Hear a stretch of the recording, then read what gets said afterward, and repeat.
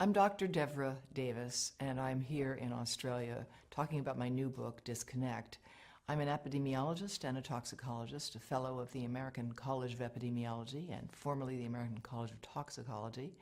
I worked in the Clinton administration. I was the founding director of the Board on Environmental Studies and Toxicology at the U.S. National Academy of Sciences, and that was the group that did the study recommending the ban on smoking on airplanes quite some time ago. But I'm really here because I'm deeply concerned about what we know now about microwave radiation and how it affects the developing brain and body. Recently, the cell phone industry has been issuing advisories itself. These are often buried inside phones, and they're telling you something very important that everyone has a right to know, which is a mobile phone is a two-way microwave radio. It's never been tested for safety for long-term use, and because of that, Telstra has now begun to issue advice about using a headset, using a speakerphone. In America, Consumer Reports, a respected publication, has recently recommended that no one keep a mobile phone in their pocket. And that's because if phones were tested in the pocket, the levels of radiation from those phones would exceed the safety guidelines that are currently operating. Brain cancer actually is more than 200 different types of diseases. 200 different types. And it's a terrible disease. Most people don't survive it. Their lives are shortened by it. What we know about it is that ionizing radiation causes it. And we know that from studies of people who got heavy doses of X-rays for treatment for something and then went on to develop brain cancer 30, 40, or 50 years later.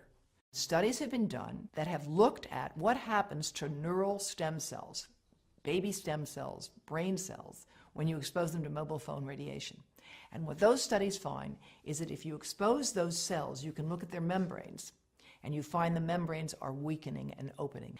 And all of these tests have experimentally indicated that mobile phone radiation can damage human brain cells, and it causes more damage to young human brain cells than to old human brain cells. Because when you put that phone here, your head is the antenna, and half of the radiation from the phone gets into you. That's the modeling work that we've done at Environmental Health Trust, which shows that a young brain will absorb the radiation almost all the way through the eye of a 3-year-old, and even an adult 34-year-old, it will still get into this part.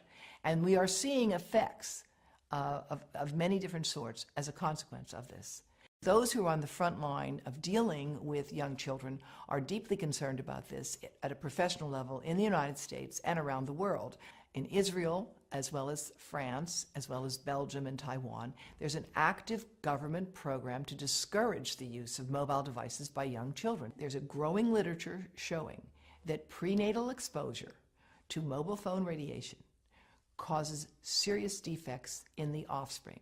Smaller brains, more brain damage, smaller livers, more liver damage, damage to skin cells as well. There are good reasons for concern about the long-term and short-term effects of mobile phone radiation, particularly on children, but especially on sperm. Now, the sperm studies have been developed in more than 7 different countries, and what they find is that the sperm that are exposed to current levels of mobile phone radiation die 3 times faster and have 3 times more damage on their DNA, indicating that mobile phone radiation is damaging to human sperm.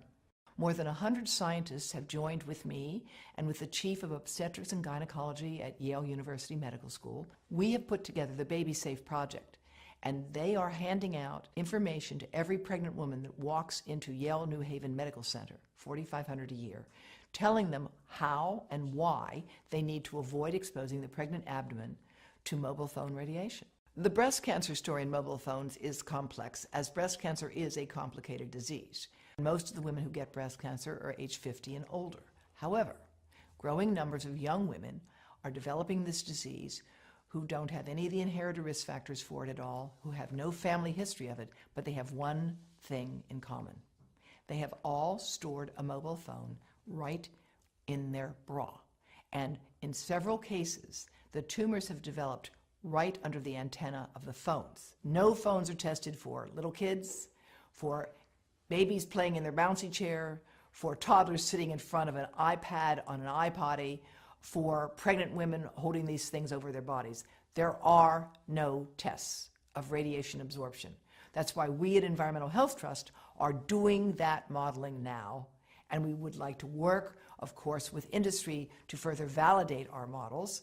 But it's really critically important that we do this research, that we train people in this field, and that in the meantime, we join with other countries around the world, giving people safety information. You have a right to know that that mobile phone is a two-way microwave radio and should not be kept close to your testicles or your ovaries or your heart or your brain.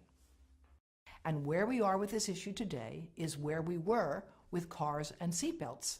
Australia has led the world in requiring seatbelts. It is leading the world with respect to handguns, and it can lead the world with respect to the right to know about mobile phone radiation. I'm very proud that Dr. Charlie Teo has issued a call for Australia to implement its current laws. You don't need a new law here. You've got the laws you need. You just need to implement them to give people the right to know about mobile phone radiation. And again, I'm delighted that Telstra's taken the first step. I think Arpanza actually does have information on their website about how to reduce radiation by keeping your calls short and telling you how to use a headset and a speakerphone. But there needs to be a more concerted effort to communicate this, just like the Canadian Parliamentary Committee on Health has recently called for.